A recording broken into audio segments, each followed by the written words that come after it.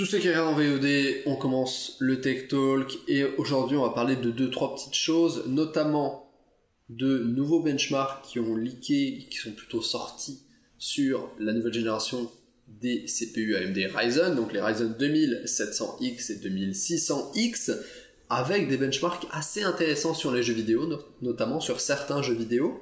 On a ensuite des records d'overclocking sur les 10 processeurs, justement le 2700X. On a également des news par rapport au prochain, à la prochaine. Il faut que je dise. C'est vrai. Ah, j'ai envie d'éternuer, c'est hallucinant. Oh my god. À la prochaine génération de cartes graphiques de chez AMD, les cartes AMD Navi, donc pas tout à fait la prochaine, mais celle d'après, parce qu'il va y avoir une génération entre Navi et celle qu'on a actuellement. Donc il va y avoir les AMD 600 avant d'avoir la génération AMD Navi, sachant qu'aujourd'hui on est dans les cartes RX 500. Et quelques news sur le Nvidia GPP. Ça va être un tech talk qui va être assez rapide parce qu'il n'y a pas eu grand news cette semaine. Et de toute façon, je vais pas trop m'étendre parce que mon PC est en PLS du cul. Voilà. Et on va commencer tout de suite avec une news par rapport, normalement là vous la voyez, ça devrait être parfait, par rapport à un jeu vidéo qui est extrêmement connu, ou plutôt une trilogie de jeux vidéo, la trilogie BioShock. J'espère que vous avez tous joué à ce jeu, sinon allez le faire tout de suite, que ce soit le 1, le 2 ou BioShock Infinite, les trois sont d'excellents jeux. J'ai certainement une grosse préférence pour BioShock 2 et BioShock 1 que j'ai préféré à BioShock Infinite, mais je pense que mon préféré reste BioShock 2. Voilà. Donc c'est 2K Studio qui fait ces jeux-là, c'est le même studio qui fait Borderlands par exemple, et apparemment il serait en train de bosser sur un nouveau jeu, donc un nouveau BioShock, qui serait potentiellement une suite. On n'a quasiment aucune info là-dessus.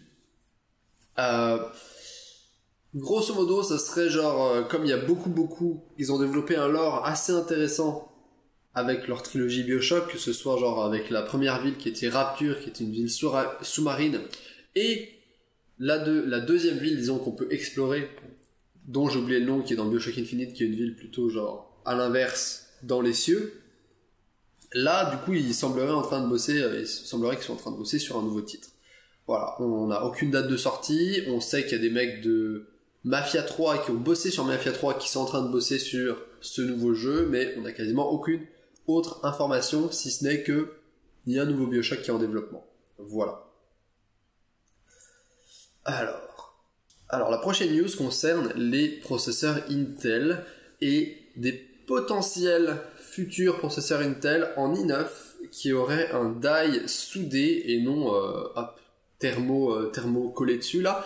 Grosso modo, c'est des processeurs pour le socket 2066, donc socket semi-professionnel voire professionnel, qui est vraiment le haut de gamme de Intel avec les cartes X399 il me semble, ou Z399, je ne sais plus exactement, je pense que c'est X399 le chipset là-dessus. On sait que la prochaine génération de processeurs Intel, ça va être Cascade Lake, qui apparemment aurait été reporté pour 2019 et ne sortirait pas en 2018, ce qui fait qu'il y aurait potentiellement un petit espace pour faire un refresh de Skylake X, qui est la génération actuelle sur le socket 2066.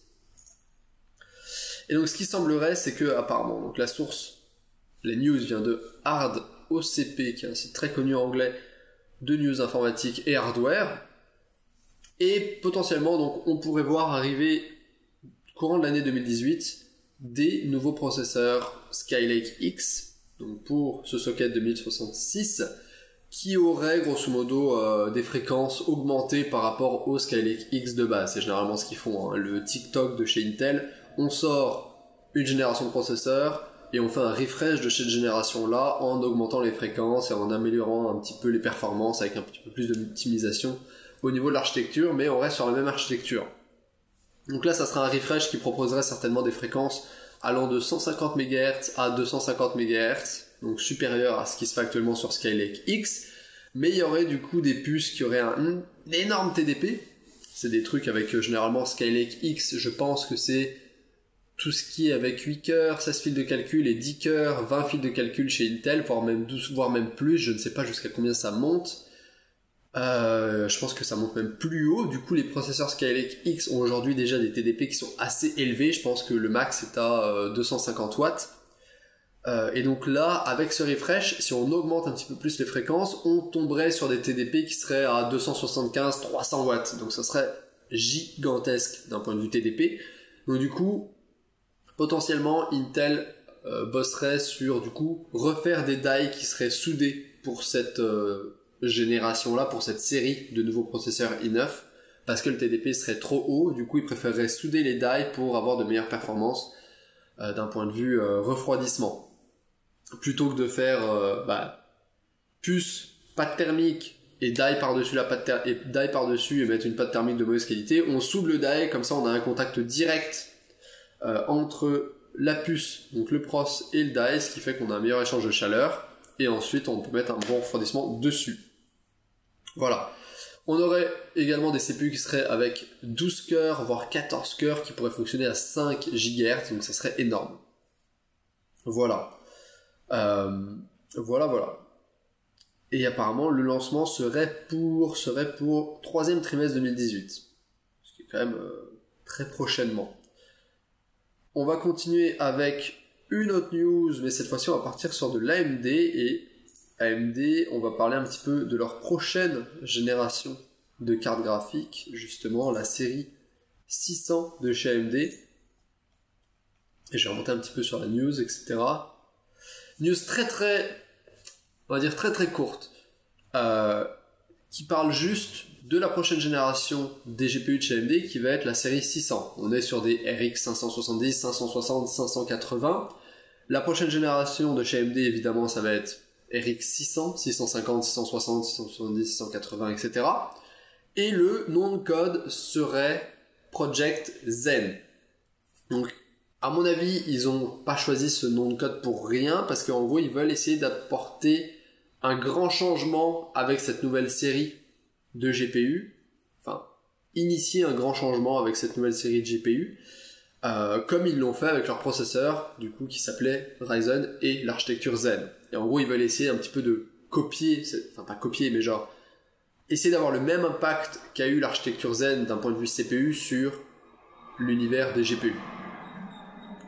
Donc apparemment ça serait, dans un premier temps, ça commencerait avec les séries 600 de chez AMD et ça serait des séries 500 qui seraient sous stéroïdes avec des grosses fréquences boostées. Voilà. Et ça servirait à préparer le terrain pour AMD Navi, donc qui serait le gros tournant d'un point de vue performance pour AMD et leurs cartes graphiques, mais que Navi ne viendrait seulement qu'en 2019, alors que les séries 600 de chez AMD pourraient arriver avant la fin 2018. Voilà un petit peu le roadmap de l'architecture des GPU du côté AMD. On avait les Polaris qui étaient genre fin 2016, on a eu Vega qui était censé être donc tout ce qui était Polaris, c'était tout ce qui était série 500, etc. Vega qui était tout ce qui était les RX Vega 56 et 64. Et ce qui se passe avec le AMD et les AMD série 600, c'est que on se base sur Vega et on booste les fréquences de Vega pour proposer du coup la suite des cartes RX 580, mais basées sur Vega et non plus sur Polaris. Voilà. Les RX 570, etc., c'était du Polaris. Il n'y avait que les Vega 56 et 64 qui étaient basés sur Vega, l'architecture Vega. Mais là, avec les AMD série 600, du coup, on reprend la Vega 54, la Vega 64, 56 et 64, et ça devient les RX 670 et 680, mais on augmente les fréquences, etc., etc. Et après, on aura Navi. Qui va arriver en 2019. On va aussi en parler aujourd'hui parce qu'on a de nouvelles informations par rapport à cette architecture Navi et par rapport à notamment une carte et un objectif que AMD s'est fixé qui est extrêmement intéressant pour leurs architectures Navi. Donc là, on va parler un petit peu encore du coup de ces séries 600, notamment parce que il y aurait une RX Vega Nano, la page arrive, qui serait en train d'être produite et qui pourra arriver prochainement. Donc les Nano, ils avaient fait ça notamment avec les R9 Fury qui étaient, je pense que c'était les cartes, c'était la génération des R9 280, je pense 290, ou c'était peut-être les 300, je ne sais plus exactement c'était quelle génération, les R9 Fury. Ils avaient fait la R9 Fury Nano, qui était genre une carte beaucoup plus petite, genre qui faisait 15 cm, donc qui était clairement une carte pour les systèmes mini ITX, etc., qui avait un tout petit TDP, enfin tout petit, genre 175 watts, et qui avait du coup un excellent ratio consommation-perf, et aussi elle était un petit peu moins chère, etc. Et il semblerait qu'ils soient en train de bosser sur un petit peu le même concept de carte nano, mais du côté de l'architecture Vega. Donc c'est pour ça qu'on pourrait avoir une carte RX Vega Nano qui pourrait sortir assez prochainement. On a eu plusieurs images de PCB qui ont leaké, notamment celle-là, qui est genre en gros qui montre une carte avec un PCB ultra court qui se base sur l'architecture Vega. Donc le nano, essentiellement, ça se résume par deux choses: petite taille, faible consommation, mais assez haute performance. Donc voilà. On ne sait pas quand est-ce que ça pourrait sortir, mais il y a de fortes chances que AMD soit en train de travailler là-dessus et que du coup, on ait plus d'informations dans un futur proche. Je pense pas qu'ils vont l'annoncer le 19 avril, ça m'étonnerait fortement, mais ils vont peut-être l'annoncer plus tard lors du Computex en juin, par exemple. Ça, c'est une autre possibilité. Voilà. Je vais essayer de voir ce que vous me dites, parce que je pense que vous m'avez donné des informations par rapport à la... Les Fury, c'était plutôt de la bonne cam. Les Fury, c'était effectivement plus de la bonne cam. Alors les Fury, c'était vers les 300 et en même temps que les GTX 900. Ouais, c'est ça. C'était peut-être les RX 390 et tout qui avaient fait il y avait la R9 Fury qui était le haut de gamme des R9 300, et ensuite ils avaient fait la R9 Fury Nano qui était la version réduite et genre la pocket size de cette R9 Fury. Et ouais, c'était en même temps que l'architecture Maxwell de chez Nvidia, donc les GTX 970, 980, etc., qui étaient effectivement du Maxwell. Donc, voilà, on va continuer avec encore plus d'AMD, et là c'est vraiment la grosse news de cette semaine, je pense, cette news sur AMD. Ça concerne Navi, justement, la future génération, la génération plus 1, donc pas la prochaine, mais celle d'après, de cartes graphiques de chez AMD. Et l'objectif du côté de Radeon, c'est d'offrir la puissance d'une GTX 1080 pour 250 boules. Voilà. Donc, c'est la grosse news qu'on veut. On va dire qu'ils ont communiqué là-dessus par rapport à ces performances prévues et le prix prévu de leur architecture Navi. Et en gros, une des cartes qui sortirait sous cette architecture-là viserait les performances d'une GTX 1080, mais pour seulement 250 €. Donc ça, c'est une excellente nouvelle. La moins bonne nouvelle, c'est que ça sort seulement en 2019 et qu'entre-temps, on va avoir d'autres cartes, la série 600. Mais du coup, voilà. Donc, la série, on va dire, je sais pas s'ils vont changer le nom de code ou ça sera la série 700, mais en tout cas, l'architecture Navi du côté d'AMD va arriver seulement en 2019. Et que grosso modo Navi occupera un petit peu le milieu de gamme et remplacera totalement ce qui se fait comme les RX 580, etc. mais en 2019. Et entre temps on va voir l'autre architecture. Le haut de gamme, donc ça c'est des gens de chez Fuzilla qui nous partagent cette information et qui semblent dire que le haut de gamme de chez AMD d'un point de vue carte graphique ne sera pas présent sur le marché avant 2020.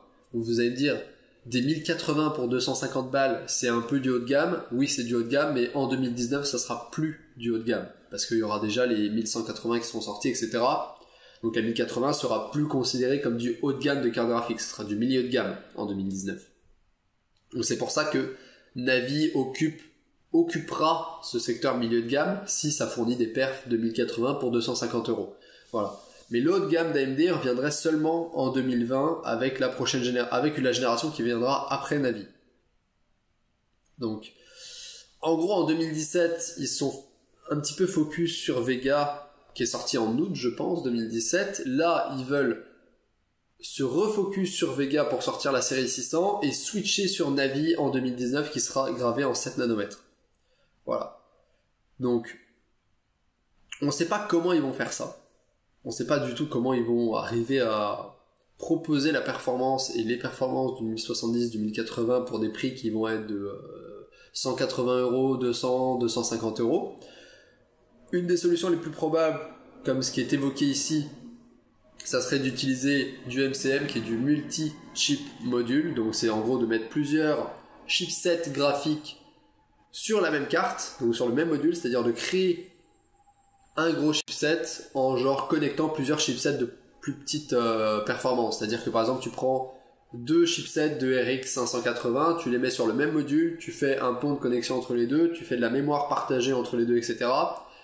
Et tu mets ça sur une puce, dans la même puce, et ça devient, par exemple, ta nouvelle AMD Navi 780, tu vois. Voilà. Parce que AMD est très intéressé par ce procédé, et c'est possible qu'ils utilisent ça. Mais grosso modo, on ne sait pas encore exactement si ça va être ce procédé-là, parce qu'ils sont censés changer également de finesse de gravure pour Navi. Donc ça se trouve, ils vont totalement refaire des nouvelles puces pour Navi, parce que c'est censé être gravé en 7 nanomètres, alors que Polaris et Vega sont gravés en 12, il me semble. C'était rappelé plus haut. Gravé en 14. Et Navi va être gravé en 7, techniquement. Mais le gros point à retenir, hein, surtout parce que bon, moi je raconte beaucoup de choses, y a certains des trucs que je raconte qui sont certainement pas très justes, on va dire, parce qu'il y a beaucoup de spéculation. Mais le gros point à retenir, c'est qu'en 2019, AMD cherche à sortir des cartes avec leur nouvelle architecture Navi, qui vont viser les performances d'une 1080 pour 250 euros. Donc ça sera des cartes milieu de gamme pour 2019, mais qui seront pas très chères, avec des bonnes performances quand même pour faire tourner pas mal de jeux. Voilà. On va continuer avec une autre news et on va continuer sur encore de l'AMD. On a beaucoup d'AMD en même temps. Ils ont fait beaucoup d'annonces cette semaine où il y a beaucoup de trucs qui ont leaké. Puis là, c'est plutôt une news en mode genre record et pop, c'est nous qui avons la plus grosse. Donc, il y a eu des tests qui ont été faits d'overclocking, des tests d'overclocking qui ont été faits sur les nouveaux Ryzen 7 2700X et 2600X, et ils ont réussi à overclocker sous azote liquide, donc sous LN2. LN2 c'est pour azote liquide, c'est le symbole chimique de l'azote liquide. Ils ont réussi à les overclocker à 5.88 GHz. C'est énorme. C'est genre stratosphérique. 5.88 GHz. Et en plus, ils ont également réussi à overclocker la RAM sur des cartes mères X470. Parce que oui, le nouveau chipset qui va avec Ryzen 2700, c'est le X470. Mais toutes les cartes X370 reste compatible avec les nouveaux processeurs. Ça c'est un truc génial chez AMD, c'est que même s'ils sortent une nouvelle génération de pros, eh bien ces processeurs là, ces nouveaux processeurs restent compatibles avec les anciens chipsets. Donc ça c'est plutôt un excellent point. Donc la DDR4 qu'ils avaient sur les chipsets X470 a réussi à monter à 4500 MHz, ce qui est aussi gigantesque, sachant que Ryzen 1 avait pas mal de problèmes au niveau de la compatibilité de la mémoire et de la vitesse de la mémoire qui pouvait pas monter généralement. C'était très difficile de monter à plus de 3200 MHz, et encore fallait de la bonne mémoire, bien compatible, etc.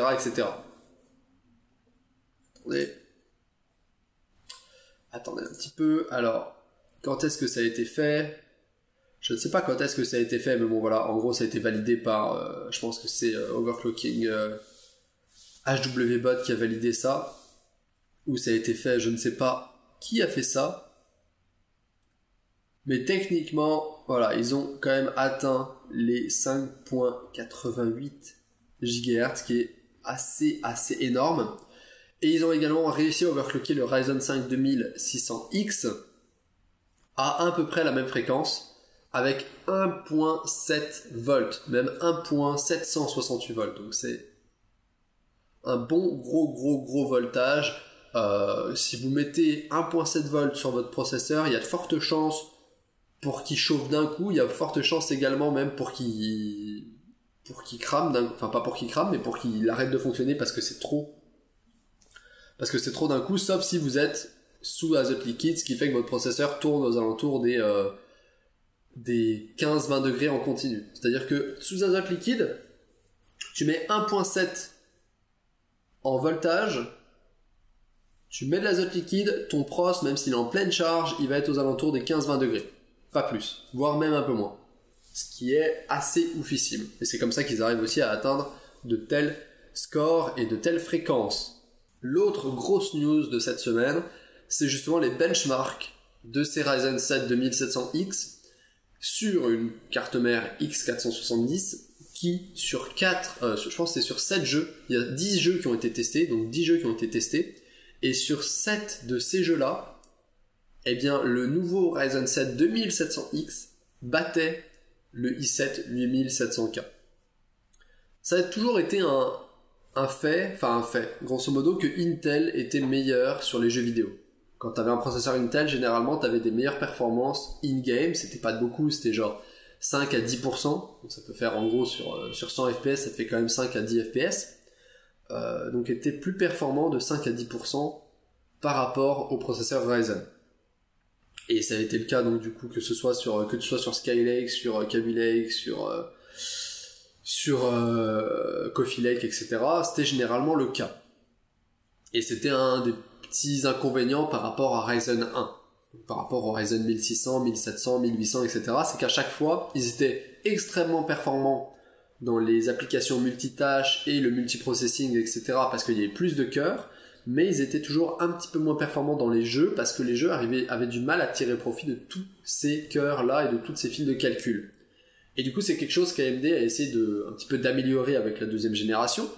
Et là, il y a des benchmarks qui sont sortis. Bon, les processeurs n'ont toujours pas été officiellement annoncés par AMD, mais on a quand même des benchmarks qui sont sortis, qui sont à mon avis pas mal.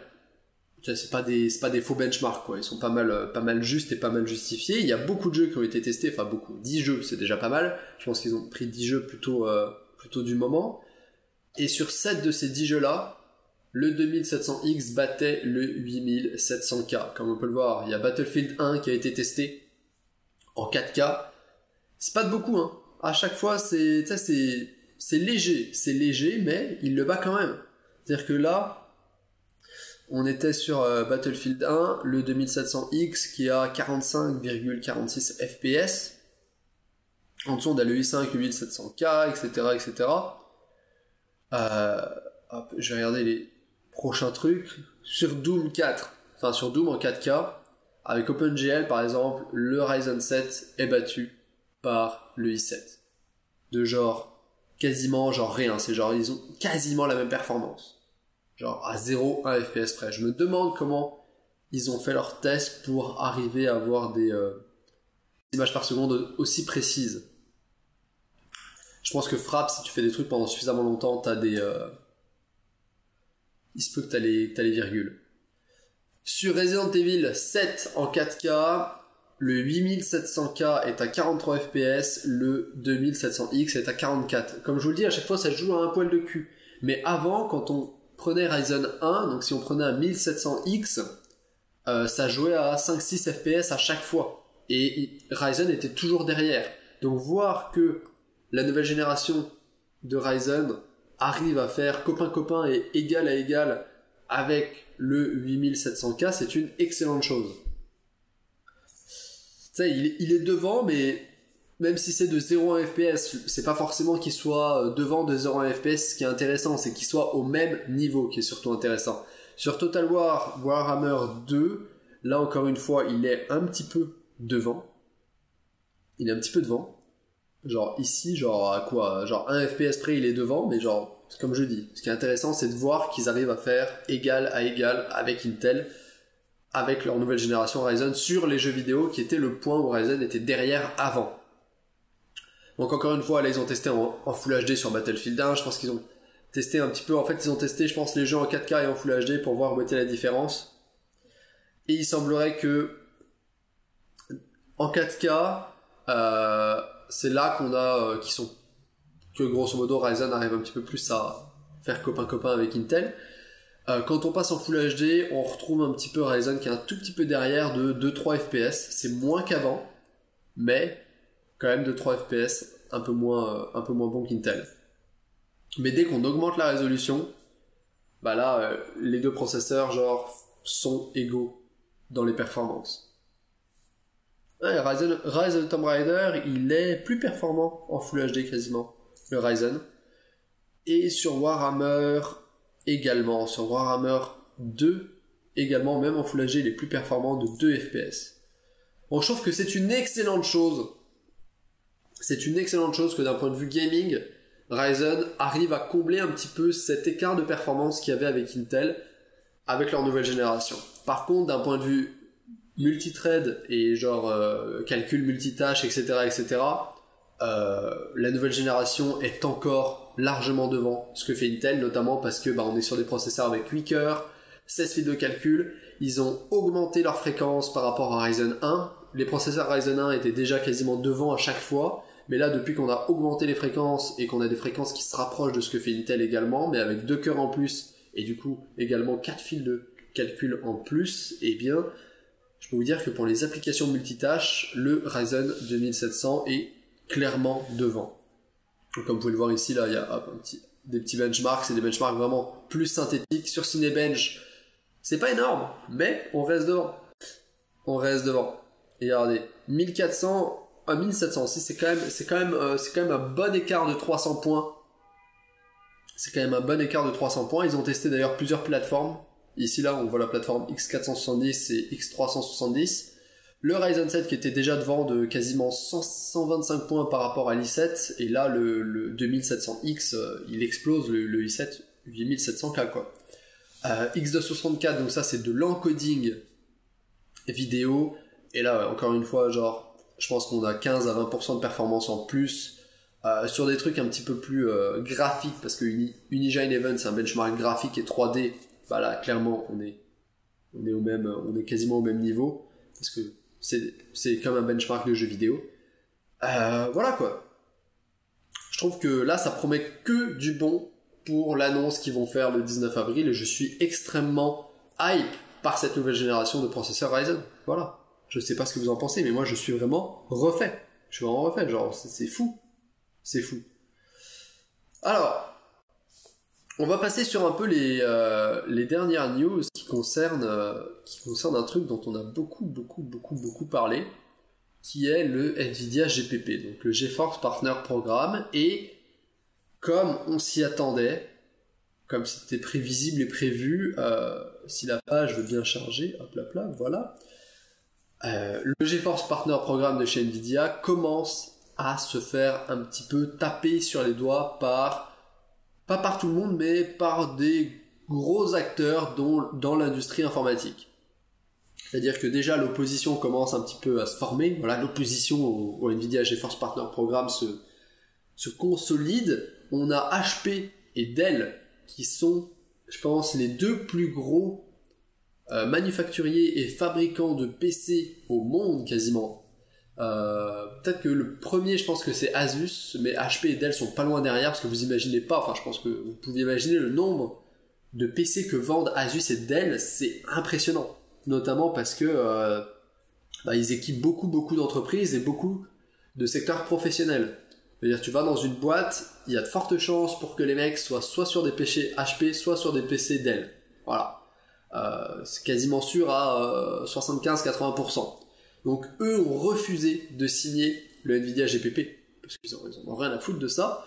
Et Intel de son côté est en train d'essayer de voir s'ils peuvent pas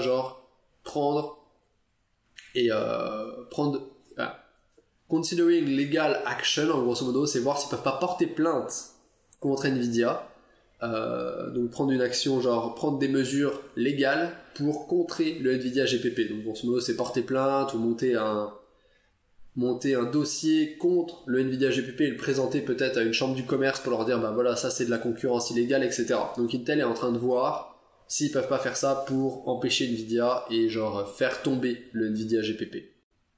Donc ça c'est une grosse news. Voilà. C'est une grosse news. Il n'y a pas vraiment... Voilà, donc on a une citation. Off the record, donc des conversations qui n'ont pas été, disons, enregistrées pour le bien de la confidentialité des personnes avec qui ces conversations se sont passées, ont suggéré que les deux compagnies, que ce soit HP ou Dell, pensent que le NVIDIA GPP est non éthique et a de fortes chances d'être illégal.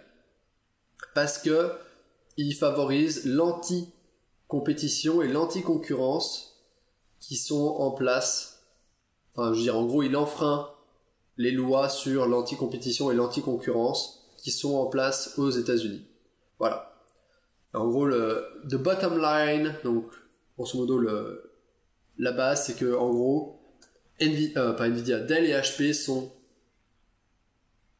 très en colère contre Nvidia et le programme GPP, et qu'aussi également Dell et HP sont en train d'essayer de creuser et de chercher pour combattre ce programme. Voilà. Et c'est également ce qui est en train de faire Intel.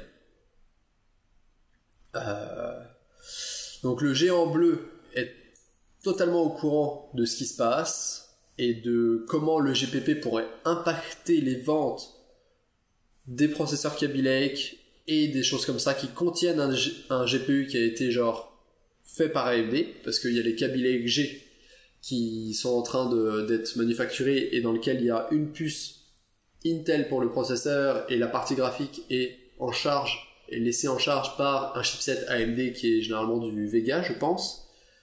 Et donc du coup Intel avait fait un partenariat avec AMD pour proposer des espèces de APU vraiment performants pour pas très cher, dans lequel tu avais un bon processeur Intel et une partie graphique qui était assurée par un chipset AMD avec de la mémoire graphique dédiée. Et du coup, Intel a très peur et pense que ça va forcément impacter les ventes de ce type de processeur, parce que du coup ils peuvent pas les labeller comme pour le gaming, etc. Et que du coup ils sont en train d'essayer de voir s'ils peuvent pas initier donc des recours légaux contre le GeForce Partner Program de chez Nvidia. Voilà. Puis de l'autre côté, t'as tous les gamers et tous les gens qui, les PC enthousiastes, etc., qui sont en train de bouillonner de rage intérieure contre Nvidia, et c'est pas forcément une bonne chose pour la marque. Et ce truc-là a même un petit peu avancé. Parce qu'il y a des commissions deux commissions, la FTC et la EU Commission. Donc la commission, je pense que c'est la commission européenne qui doit un petit peu gérer tout ce qui est aussi commerce, etc. dans l'Union européenne. Et la FTC, c'est la Federal Trade Commission, qui, elle, potentiellement est la même chose aux États-Unis, je pense. Je pense que c'est les deux, il y en a une qui est aux États-Unis, l'autre qui est en Europe. Je ne suis pas sûr à 100% de ça, mais en gros, la FTC et la Commission européenne sont en train du coup de prendre des actions pour enquêter sur le GeForce Partner Program et récupérer justement les complaintes, etc., etc. Donc, en gros, ils lancent un appel pour enquête et complainte pour récupérer des preuves par rapport au GeForce Partner Program et monter également justement un dossier pour pouvoir soit les attaquer en justice, soit faire quelque chose pour contrer ce que fait Nvidia. Vous voyez que ça avance. On le savait, Nvidia pouvait pas sortir un truc de ce type-là et que rien ne se passe et que tout le monde soit en mode oh oui, on va tous signer le GeForce Partner Program, ça va être génial, tout le monde va suivre Nvidia là-dedans. Non, ça se passe pas comme ça. Quand tu fais un truc comme ça qui est limite illégal, voire même plutôt illégal, forcément tu vas te faire tomber dessus parce que Nvidia n'est pas la plus grosse entreprise en informatique. Il y a beaucoup de gros géants que ça va faire chier et que ça fait chier et qui sont en train de regarder là-dedans et qui vont certainement réussir à démanteler le GeForce Partner Program. Voilà, moi je pense que d'ici 2, 3 mois, 4 mois, le temps que ça se mette en place, parce que les trucs légaux, etc., porter plainte et tout, monter des dossiers, ça prend un peu de temps. mais je pense que d'ici la fin 2018, le GeForce Partner Programme, ça sera de l'histoire ancienne et tout le monde l'aura oublié parce qu'il aura été genre démantelé et Nvidia, je pense que Nvidia risque quand même pas mal gros. Je pense qu'Nvidia risque des amendes et potentiellement d'autres sanctions juste pour avoir mis en place ça. Il y a moyen qu'Nvidia s'en prenne plein la gueule. Voilà. Donc, et la dernière news qu'on a, je vais voir si on la voit bien, ça va être celle-là. Je pense que vous n'allez pas forcément bien la voir. Tac, tac, tac.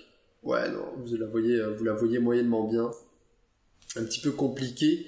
C'est une nouvelle, pas technologie, mais plutôt un nouveau service, un nouveau standard d'authentification qui va permettre de sécuriser l'accès de sites internet. Donc en gros, plutôt par exemple que de se connecter à votre compte Google ou à votre compte Microsoft ou n'importe quoi, ou de vous connecter à un site internet avec je sais pas moi, tu vas te connecter sur le site d'Nvidia par exemple, ou tu vas te connecter sur Twitter, ou tu vas te connecter sur Facebook, n'importe quoi, plein de trucs comme ça, plutôt que de te connecter avec un mot de passe, eh bien apparemment maintenant il va être prochainement possible de se connecter en utilisant soit un lecteur d'empreintes digitales, soit une clé USB qui contient le mot de passe sécurisé, donc une clé USB de sécurité, ou alors une application sécurisée, donc une application sur smartphone qui elle gérera justement votre connexion aux 10 services ou aux 10 sites web. Donc c'est un nouveau standard qui a été adopté par le W3C, qui est le World Wide Web Consortium. C'est généralement eux qui gèrent toutes les décisions qui se passent par rapport au web, parce que le web est régulé et géré. On va dire que il y a des standards qui sont mis en place pour le web pour que tout le monde les suive et que tout le monde soit sur la même page et que tout se passe bien sur Internet, que ce soit d'un point de vue sécurité, certificat, normes de code, etc., langage utilisé. Donc c'est le W3C qui gère tout ça. Vous pouvez vous renseigner là-dessus. C'est un gros consortium où tout le monde se met d'accord pour faire la même chose. Et bien du coup, apparemment, ce truc-là a été ratifié officiellement par ce consortium-là, qui est maintenant devenu une norme technique. Donc ça s'appelle le Web Authentication. Donc Web Authent, qui grosso modo est une API qui va permettre, donc API c'est interface de programmation, qui va permettre aux développeurs de sites web et d'infrastructures sur Internet de se servir de plusieurs options de connexion supplémentaires pour remplacer par exemple le mot de passe et avoir un truc qui soit plus sécuritaire qu'un mot de passe. Voilà. Donc clairement voilà. Empreinte digitale, imaginez plutôt que vous connectez par Facebook avec en mettant votre mot de passe quand vous êtes sur smartphone, vous ouvrez Facebook et votre mot de passe de connexion, ça devient votre empreinte digitale que vous pouvez mettre sur votre téléphone, sur votre smartphone. Hop, tu mets ton empreinte digitale, ça te connecte à ton compte. Ça peut être ce genre de trucs-là qui peuvent être mis en place grâce à cette nouvelle norme technique. Apparemment, ça a déjà été intégré sur Firefox. Il y a quelques services qui vont commencer à l'utiliser et je pense que du coup Google Chrome et Microsoft Edge vont également l'adopter. Il y a aussi Opera qui va l'adopter et je pense qu'on va le voir de plus en plus et que des services et des sites web vont également mettre ça en place. Voilà, et c'était la dernière news qu'on avait pour cette semaine. Voilà, j'espère que ça vous a plu.